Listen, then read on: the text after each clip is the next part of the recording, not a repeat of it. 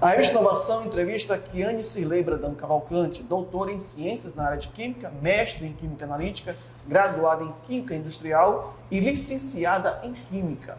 Professora do IFMA, do Instituto Federal do Maranhão, ela foi coordenadora do curso de licenciatura em Química e do programa de iniciação à docência na área de Química. Foi assessora de planejamento da FAPEMA, Fundação de Amparo à Pesquisa, tem inúmeros livros e artigos publicados sobre Química e sobre o ensino de Química, tem 2 pedidos de registro de patente no Instituto Nacional de Proteção Industrial, a Propriedade Industrial, e foi a primeira pesquisadora do Maranhão a subir ao palco para receber o prêmio FAPEMA nesses 17, já chegando aos 18 anos de vida do prêmio. Professora, bom dia. Bom dia. Tudo bem? Tudo bem. Vamos resgatar um pouquinho a sua história antes de entrar na graduação na área da Química. Quem era a Kiane e quem é Kiane hoje? Kiane Cirlei era uma jovem do bairro da Liberdade que estudava na escola do SESI, no bairro da Alemanha. Durante minha educação básica, no ensino fundamental, eu tive bons professores da área de exatas, da área da natureza, que me fez enxergar de forma diferente, Mas eu posso dizer que a minha vida realmente mudou quando o Cefet oportunizou um programa chamado Protécnico. O Protécnico, ele nivelava estudantes da escola pública que tinham uma certa dificuldade para poder prepará-los para o processo seletivo do Cefet. E por que Cefet, Todas as vezes que eu passava com meu pai aqui no Monte Castelo, ele olhava e dizia assim: meu sonho era estudar na escola...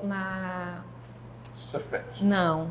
Escola Técnica Federal. Não, a escola técnica, E aí eu me perguntava, mas o que tem a escola técnica de tão grandioso que meu pai, todas as vezes que nós passávamos na porta, ele mencionava.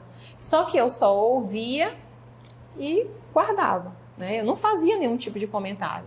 É como se ele estivesse sonhando, ele fazia comentários. E eu fui guardando isso, durante todo o meu ensino fundamental.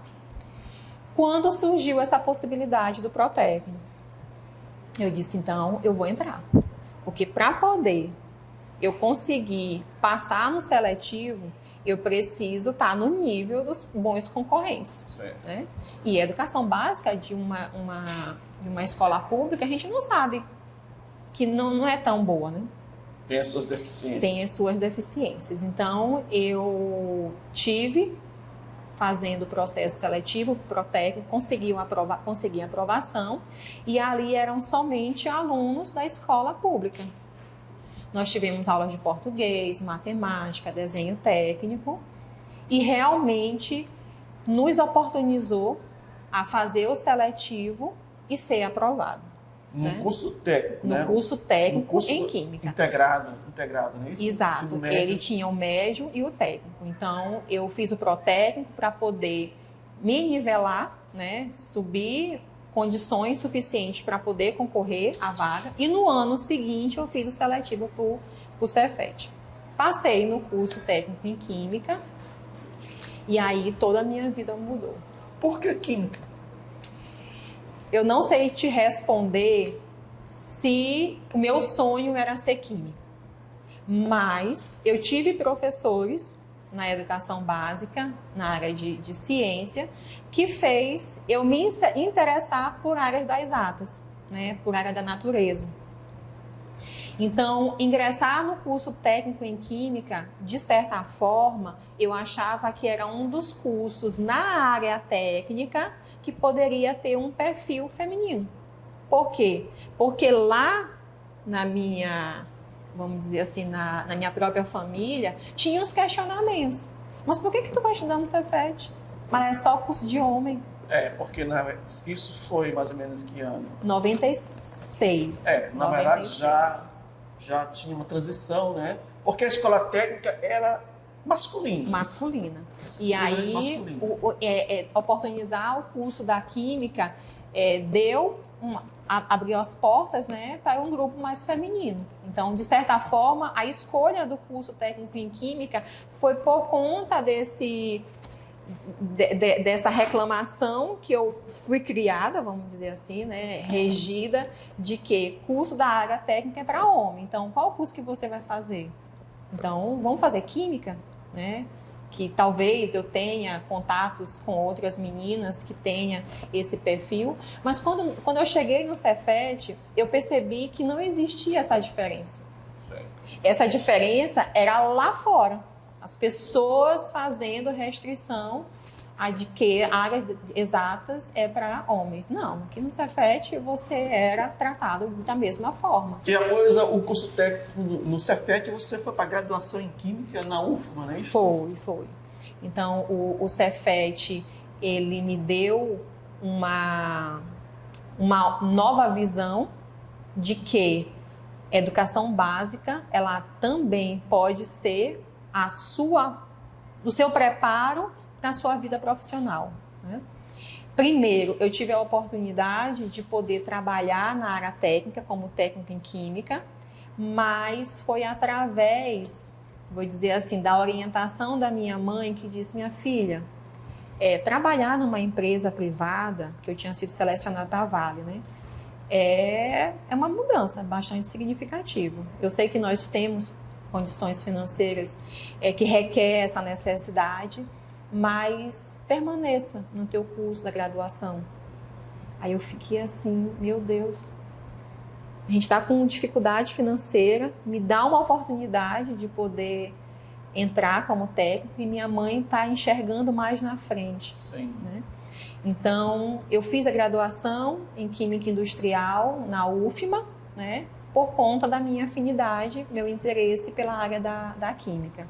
E, ao mesmo tempo, eu fiz o curso da licenciatura em Química na UEMA. Então, eu praticamente eu tinha ali que conviver com uma vida dupla, né? Porque eu ia para a UFMA em um turno e à noite eu tinha que ir para a UEMA. Só que, com o passar do tempo, lá na universidade, os professores, de certa forma, tinham uma vivência dentro das atividades acadêmicas, científicas, que fazia com que os alunos se interessavam pela pesquisa, né? Trabalhar dentro de um laboratório. Eu tive a experiência de trabalhar no laboratório, no curso técnico, mas apenas com o ensino, né? Eu tinha aulas de experimentais dentro do Cefet, que é diferente de outras escolas públicas do ensino médio, que não possuem os laboratórios. No máximo, deve ter, acho que um laboratório de ciência, mas não tão estruturado quanto o nosso. E o que foi que a pesquisa, o teu ingresso da pesquisa, o que foi que mudou na tua vida? Eu digo para os meus alunos que a vontade, né, de ser pesquisadora, independente de uma cobrança de artigos, de patentes, é muito maior, muito engrandecedor do que simplesmente você produzir almejando um currículo. Ou seja, eu entrei no laboratório simplesmente pela curiosidade.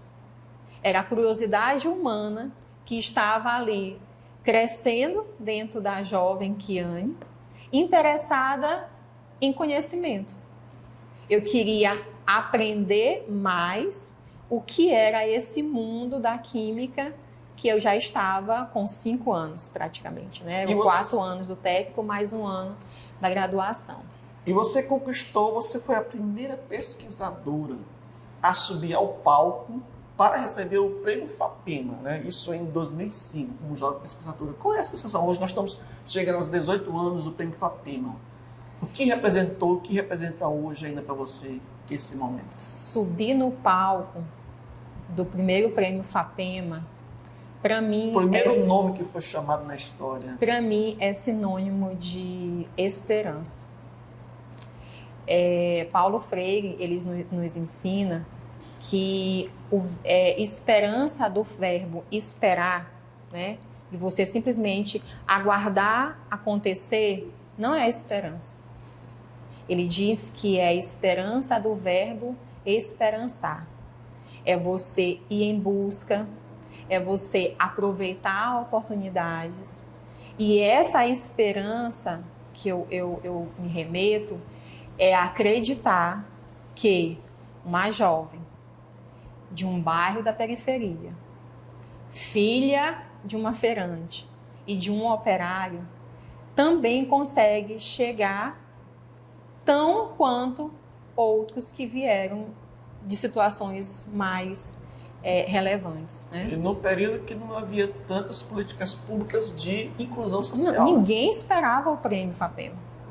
Né? Nós estávamos ali executando experimentos, a busca de soluções para a qualidade de vida, porque eu trabalhava com biocombustíveis, era a solução, né? Era uma alternativa para o combustível fóssil, então era almejando a qualidade de vida das pessoas, não é isso? E de repente surge uma grande oportunidade, eu digo que a FAPEMA inovou com o prêmio FAPEMA, e depois disso, muitos outros pesquisadores disseram assim, se Kiane conseguiu, eu também consigo. Eu ouvi frases como essa, né? Poxa, Kiane, gente que trabalhou comigo, ela conseguiu o prêmio FAPEMA, pois próximo ano eu também vou submeter. Então, começou uma motivação a mais. A princípio, a motivação era o conhecimento, né, a curiosidade humana. A partir daí, você tinha, além de conseguir dados, né, científicos que contribuem para o desenvolvimento do Estado, contribui para a qualidade de vida das pessoas, mas também tinha um reconhecimento de tudo que você passou. E aí esse reconhecimento, eu acredito que nós não devemos realmente ir em busca, né, de que alguém reconheça o que você fez, não é isso, tá? Mas você se sentir importante.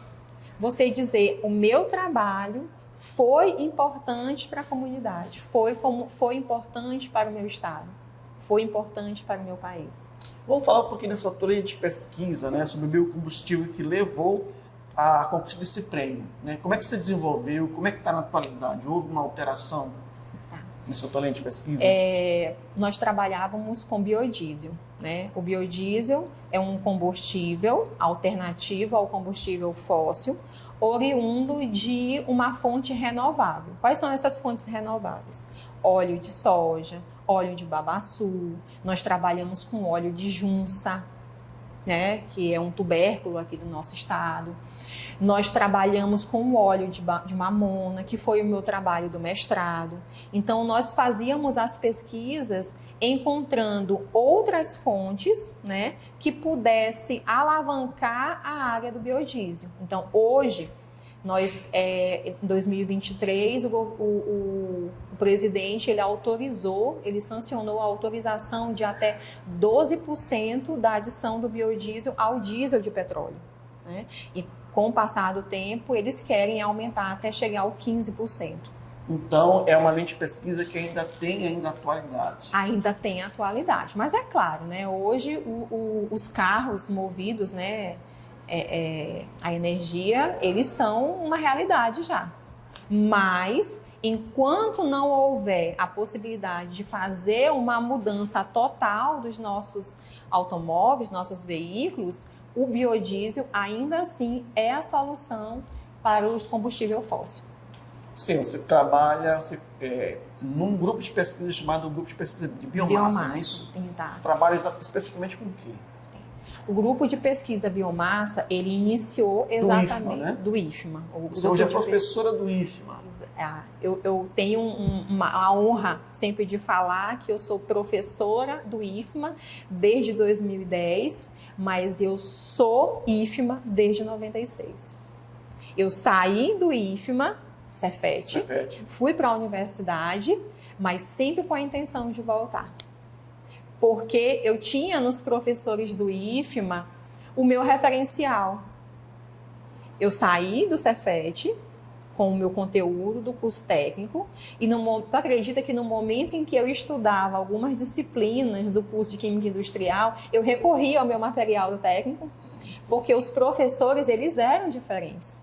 Os professores do Cefet, eles têm uma capacidade diferente de repassar aquele conteúdo de forma em que o aluno tenha maior facilidade de compreensão. Então, eu recorria muito ao meu material, né? Às vezes, eu tinha que vir para a biblioteca, como eu me sentia mais confortável, né? São situações que a gente vai acontecendo sem a gente se planejar. E aí, a questão do laboratório de biomassa? Então, o grupo de pesquisa do biomassa, ele trabalha com biocombustíveis, né? Nós temos produções de trabalho, mas hoje a gente trabalha com materiais alternativos. São resíduos, né, da agroindústria para poder encontrar novos biocombustíveis. Por exemplo, a gente utiliza resíduo da casca da mandioca, né, para poder fazer o processo de transformação até o etanol. Então, o etanol, a mesma coisa que o biodiesel, né, ele também é um combustível oriunda de material, de material vegetal renovável, como é o caso da casca da mandioca, para poder a gente alcançar o bioetanol da segunda geração, né? Então, o biodiesel, ele é um substituto ao diesel, enquanto que o etanol é um substituto à gasolina, tá? Mas ambos não se substituem completamente. A substituição é parcial. Então, o diesel, ele tem um percentual de mistura ao diesel e o álcool, ele é adicionado à gasolina. A segunda linha de pesquisa dentro do grupo de pesquisa biomassa é o estudo da nossa Disigostum riparis, né? A Disigostum riparis, ela foi identificada, né, pelo nosso grupo de pesquisa em parceria com um grupo de pesquisa de São Paulo.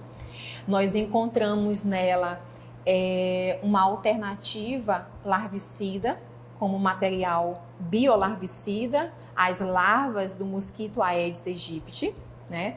Ela foi coletada em São Benedito do Rio Preto.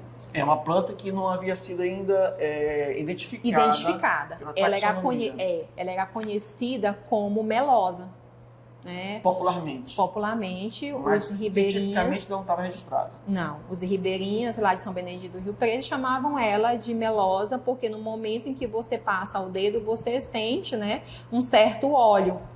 E ela tem um cheiro característico. Então, o que eles faziam com essa planta? Os ribeirinhas, né, as mulheres ribeirinhas, pegavam as folhas, misturavam na água, né, para colocar as roupas limpas, como se fosse um amaciante, não, como se fosse um aroma a mais para as roupas. E também ela era utilizada para dar banho em animais, né, porque eles acreditavam que ele poderia repelir alguns tipos de insetos. E aí, o professor Rogério Teles, né, que é são beneditense, tomando banho lá no rio, encontrou essa espécie, sentiu o cheiro e achou ela peculiar, né? Trouxe para o nosso laboratório, a gente fez a extração do óleo essencial e identificamos 2 constituintes, né, majoritários que não era comum encontrar em óleos essenciais, né? E aí, não, essa planta é diferente. Vamos fazer uma busca nas plataformas de pesquisa? Vamos. E nada a ser encontrado. Teimamos, né, porque a universidade, não vou falar da universidade, né, mas teve um herbário que ele fez a identificação e disse que era uma planta já previamente conhecida. Só que quando nós comparamos o resultado, né, e fizemos a busca com as características, não era a mesma folha. Não é. Pode observar, ela não tem o mesmo perfil morfológico aqui, da estrutura da folha, não é parecido com a que a gente chamava de melosa. E carinhosamente a gente chamava ela de Teles, né? Por conta do professor Rogério. E qual foi a instituição que atestou que ela era uma nova espécie, digamos, espécime, né? Que não havia sido identificada? A gente conseguiu conversar com o professor André, lá da USP. E ele era doutorando na época, hoje ele André Scatinga. André Scatinga. Certo. Scatinga. E aí ele conseguiu, né, fazer o estudo da planta. Ele já tinha tido oportunidade de ter estudado uma outra espécie, né, do gênero Disigóstomo. Certo. E aí ele percebeu que era semelhante, só que existia algumas diferenças estruturais, né, da planta. Então ele identificou como sendo a segunda espécie do gênero Disigóstomo. Certo. E ela foi chamada de Riparius por ela ser uma herbácea, né? Ela é rasteira lá nas margens do Rio Preto, né, de São Benedito do Rio Preto.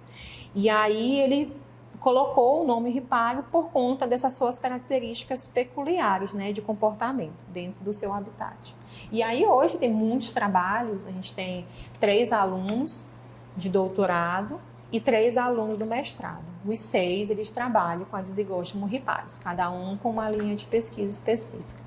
Sim, ao longo desses anos todos de pesquisa, qual seria o maior legado desse trabalho? Do trabalho. Da sua atuação de pesquisa, ou do grupo de pesquisa que você faz parte? O maior legado do grupo de pesquisa biomassa é encontrar soluções, né, para problemas rotineiros, né? Então, no momento em que a gente começou a trabalhar o uso da aplicação do óleo essencial como um biolarvicida, a gente está pensando na qualidade de vida das pessoas. Ou seja, hoje nós temos um percentual grande de pessoas que são contaminadas, né, pelo vírus da dengue, né, que é transmitido exatamente pelo mosquito do Aedes. Então, geralmente, os larvicidas sintéticos, os mosquitos, eles acabam criando uma certa resistência a substâncias sintéticas, né? No momento em que você resistência no sentido de dizer assim, que na verdade ele se acostuma. Ele se acostuma, exatamente.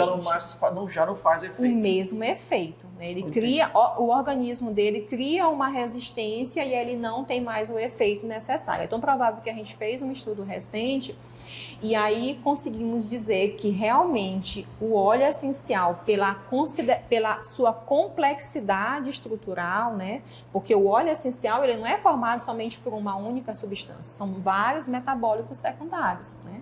Existem os 2 majoritários, né? Que é o fenchol e o acetato de fenchila, existe. Mas existem outros minoritários que, de certa forma, cria um sinergismo para poder potencializar essa atividade larvicida. Então, ele é considerado hoje uma alternativa potencial, né, aos larvicidas sintéticos para matar as larvas do mosquito Aedes aegypti. Que no futuro pode virar uma patente, né, digamos assim. Porque, na verdade, você tem 2 pedidos de registro de patente, né? Sim. A pesquisa pura, quando a gente está falando sobre trabalhos mais refinados, né, dentro do laboratório, a gente está falando sobre o estudo químico da planta, entender como o seu perfil, a gente acaba levando esses resultados prévios químicos para a sua aplicação, né? Então, a gente está chegando ao ponto de aplicação do óleo essencial e a gente está também almejando o uso dessa aplicação na forma de bioproduto. E aí sim, esse bioproduto a gente consegue fazer a aplicação de patente. Nós temos o grupo biomassa, mas também nós temos outro grupo de pesquisa, que é o da área de microbiologia. Então, são 2 grupos, né, sob a minha responsabilidade, que é executado dentro desse ambiente do laboratório 1 do Departamento de Química. Então, no momento em que você, mais uma vez falando sobre qualidade de vida, né, nos ambientes, né, de ar confinado, na sala de aula, na biblioteca, nos restaurantes, a gente percebe que às vezes as pessoas, no momento em que passam muito tempo dentro desse ambiente, ele acaba adoecendo. Olha, se tem dentro do laboratório, dentro de uma biblioteca, né, onde tem vários livros, né, alguns que são manuseados diariamente. Tem pessoas que entram e saem. Pessoas que vão para a sala de aula, entram na biblioteca. vão para o restaurante, depois entram na biblioteca. Existe uma contaminação cruzada, certo? Existe a contaminação cruzada, onde eles obtêm micro-organismo do meio externo para poder entrar nesse ambiente de espaço confinado. E aí nós começamos a perceber que os ar-condicionados, no momento que fazem o seu tipo de filtração do ar, eles começavam a formar colônias, né, de micro-organismos. Só que não era somente no filtro, era em todo o espaço do ar-condicionado. Então, a lavagem do filtro resolvia para o filtro. E o restante do equipamento? Né? Não tinha solução. Continuava a sua contaminação. Então, as placas que a gente observava, né, a formação de colônias, na verdade, a formação de colônias desses fungos no equipamento do aparelho do ar-condicionado, ele não era solucionado. A asepsia acontecia unicamente usando a limpeza dos filtros. Foi quando nós fizemos uma proposta, né, do uso da aplicação de lâmpadas UV para poder matar tanto fungos como bactérias, né? A princípio, nós fizemos um estudo com os fungos e nós observamos que realmente a lâmpada UV ela conseguia esterilizar o aparelho do ar-condicionado. Nesse estudo, na verdade, envolveu a área de biologia, a área de engenharia, não foi isso? Isso. Então, a gente tem a interface de 3 áreas, né? A química, né? Por ter o envolvimento de pesquisadores da área. Nós tínhamos a biologia, porque a gente estava trabalhando com micro-organismos, e a gente teve a parceria com o professor Gilmar, né, do Laboratório de Engenharia Elétrica, que nos auxiliou no uso dessas lâmpadas, né, de forma que pudesse realmente ser viável e seguro, porque a gente sabe que o uso dessas radiações, elas podem prejudicar o homem, e aí a gente poderia utilizar de forma segura a sua aplicação, pensando na esterilização do aparelho do ar-condicionado, pensando na qualidade do ar que as pessoas estavam ali respirando dentro do ambiente do espaço confinado, e também pensando na segurança da pessoa que vai aplicar o processo de esterilização. Certo, foi em 2014, né? Uns quase 10 anos. Foi, na época que a professora Gilda Mayra, que a gente até acabou homenageando o nosso laboratório, ela foi minha professora no ensino técnico, né, a professora de Química Orgânica, foi quem me recepcionou em 2010, de colocar em prática todo o aprendizado que eu tive nas universidades, no período da graduação, do mestrado e do doutorado. Ela é bióloga, né? Química. Ela era química? Química também. Certo. O que mais te marcou nesses anos todos de atuação como pesquisadora? Para a gente poder finalizar antes da última pergunta. Eita, pergunta é difícil, né? O que mais me marcou durante esse período foi a mudança do meu pensamento em relação à vida acadêmica, né? A princípio, você sabe que quem vem de um bairro da periferia, qualquer coisa que você conseguir é perfeito, né?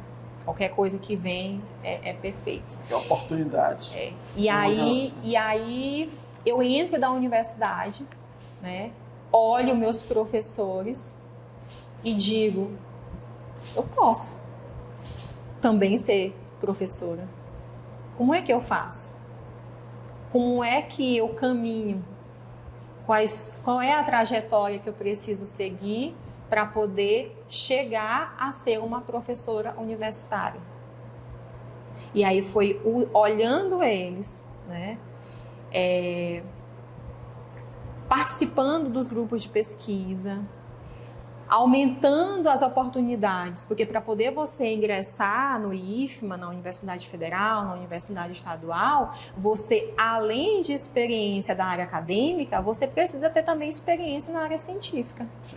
Você precisa ter titulação, você precisa ter currículo, e aí essa mudança, né, de pensamento fez realmente uma grande revolução dentro da Kiane Cirlei, que veio da Liberdade, que tinha simplesmente o pensamento de ser um ser humano que pudesse ajudar o próximo, né? Aí volta aquela questão do esperançar, né?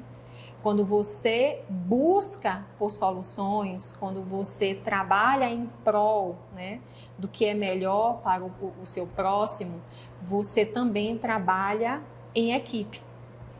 Nenhuma das minhas conquistas foi só Kiane. Nenhuma das minhas conquistas foi só Kiane. Começou com a minha mãe e meu pai, pelas orientações.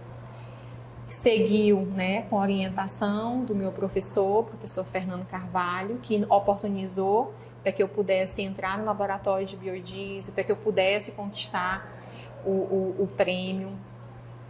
Outros professores da academia que fizeram contribuições para essa conversão da pesquisadora Kiane Cirlei. Para finalizar, depois de 18 anos de você ter conquistado o Prêmio FAPEMA, a primeira pessoa que conquistou esse prêmio, qual é a avaliação que você faz do Prêmio FAPEMA, da sua importância e também da atuação da FAPEMA em relação ao desenvolvimento da pesquisa do Maranhão?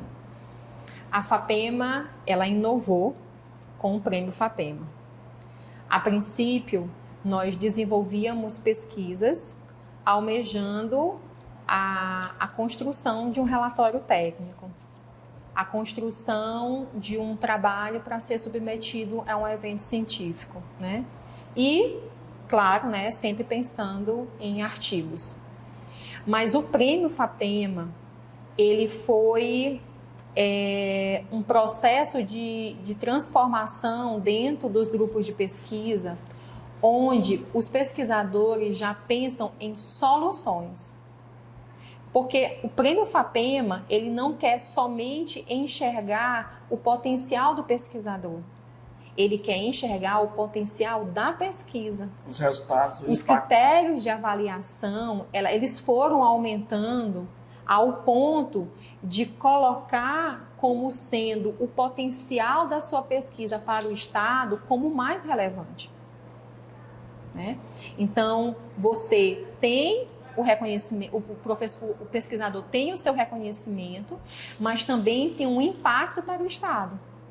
Então, eu acredito que esse é o principal papel da FAPEMA em relação ao pesquisador e à ciência do nosso Estado. Professora, muito obrigado pela entrevista e agora, para finalizar, nós deixamos os microfones abertos para você fazer a sua mensagem a quem você desejar, aos seus estudantes, aos pesquisadores ou à própria FAPEMA. Aos nossos pesquisadores no estado do Maranhão, principalmente as meninas, né? As nossas pesquisadoras, não esqueçam que cada vontade, cada vidraria, cada solução construída, cada resultado obtido, ele é tão relevante quanto a sua vontade de poder conquistar esse prêmio. Foque na questão da curiosidade. A curiosidade humana é o ponto de partida para que você possa dar início à sua pesquisa e, quem sabe, conquistar o Oscar do Maranhão, que é o Prêmio FAPEMA, tão esperado por todos os pesquisadores.